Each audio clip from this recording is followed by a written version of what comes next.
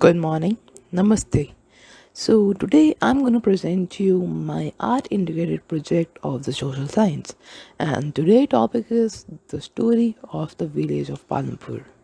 So my name is Devansh Dogra. I study in class 90 and let's begin with the topic. So let me give you an overview of the story of the Palampur. The story of the Palampur village resembles as the village at the western part of the Uttar Pradesh, and it is a hypothetical village. Its story helps us to explain various resources combined to produce the desired goods and services in the villages. Farming is the main activity in the Palampur. The village also involved in dairy, transport, small-scale manufacturing, and many more other activities to earn money. The story of Palampur is unique, as Palampur has good connectivity with adjacent villages, towns, and comprises about 450 families of different castes. And village also have adequate electricity that power all the tube wells in the field. So let us talk about the next topic, which is organization or production. So the aim of production is to produce the goods and services that we want. There are four requirements for the production of goods and services. As our first requirement is the land. So if we have to build something, the first requirement is the land. We should have a land to build a building or a school or anything. So our first requirement is the land, along with other natural resources like water, forest, minerals, and other natural resources. Second requirement is the labor. In fact, should I tell you that no matter how valuable a component is, it is useless unless it is combined with the labor. By labor, we mean any form of human activity, whether it is physical or mental. Mentally, that is done for the purpose of earning money. And there are two types of labor. First is physical labor and skilled labor. So if we talk about physical labor, the people who do the manual work, which build the schools, build the buildings, and other structural things by done by physical labor. And second is skilled labor. So skilled labor, which production activities which require highly educated people to perform necessary activities are required skilled labor. So for example, teacher, architecture, and other many more examples are there. So that are known as skill labor. Our third requirement is the physical capital. The physical capital of production, it refers to the many inputs necessary at each level of manufacturing process, such tools, machinery, computer, and other equipments for the creation of goods and services. It's utilized in manufacturing process to convert raw material into final items. There are two forms of physical capital, as fixed capital and working capital.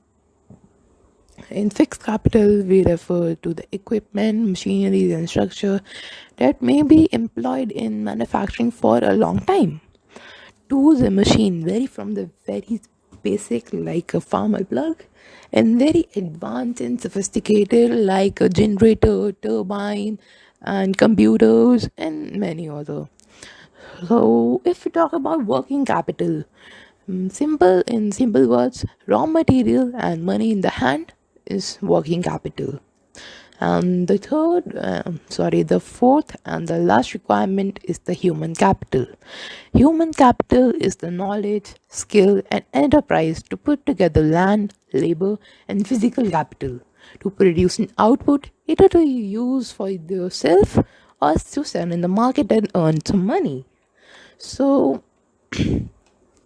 yeah, this is about the organization of production. Now let us talk about farming in the Palampur. And in farming of Palampur, our first topic is land is fixed. So around 75 people of population in Palampur depend on farming for their earning. The land in Palampur is been fixed in 1960. It is so long, and thus there is no expansion in the land area except for some wasteland that can be convertible into a cultivable land. and there is no scope for extension of land for cultivation, which contains farm production, as farming is the main activity in the Palampur. Second topic is the scope for grow more from the same land. Farmers were able to grow more than one crop a year, and the main reason behind it was a well-developed system of irrigation, as electricity came early to Palampur. Before that, Persian wheels were used by farmers to draw water from the wells and irrigate the small fields. Multiple cropping is the most common way to increase production on a single land of in a single piece of land. Earlier, farmers used traditional seeds for cultivation, which gave a very low yield. But during 1960s, the Green Revolution introduced HYV seeds, hence high-yielding varieties of seeds, which helped the farmers to grow a large amount of grain in the same land and give a good yield. And the third topic is question, that is land sustainable? See, the Green Revolution and increased the use of chemical fertilizers and groundwater for irrigation, due to which soil fertility is decreased. It may take years to restore. Land degradation is a downside to the farming in the story of village of Palampur. Our fourth topic is the land distribution between the farmers of Palampur. The land is cared for the cultivation.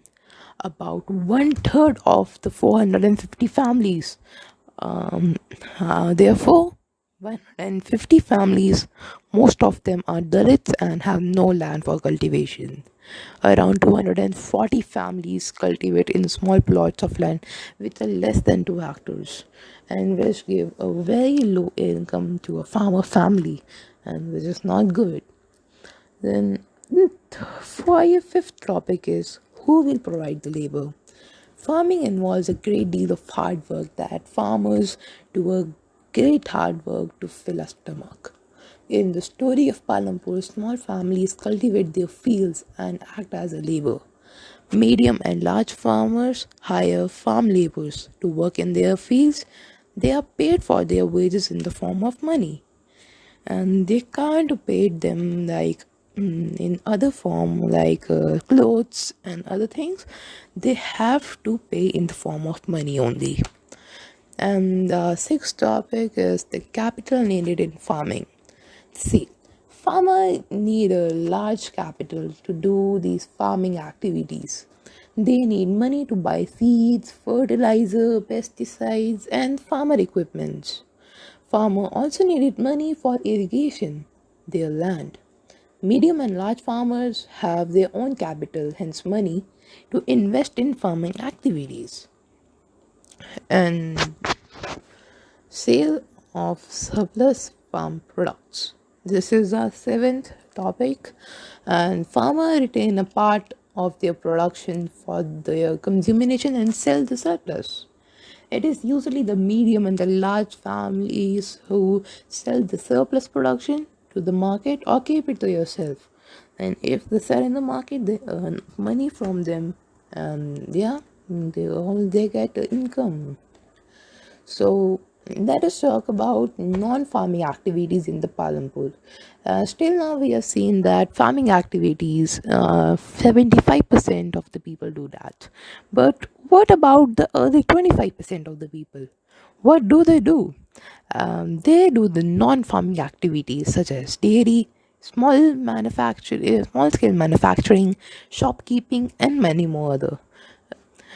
First of all, we will talk about the dairy. And this is the most common activity in the Palampur that people do in non-farming. People feed buffaloes various kind of grass and the java and bajra that grow during the rainy season. And the cow and buffaloes produce milk, which is sold in Raiganj, the nearby village.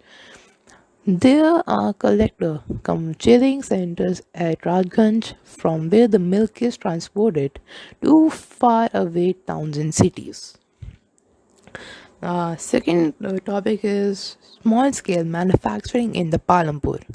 So, less than 50 people are engaged in manufacturing in Palampur. Manufacturing in Palampur involves a very simple production methods and are done on a very small scale. They are carried out mostly at home or in the fields with the help of family labor. Our third topic is the shopkeepers of the Palampur. Very few people are engaged in the trade in the Palampur. The traders are shopkeepers who buy various goods from the wholesale market and sell in the village.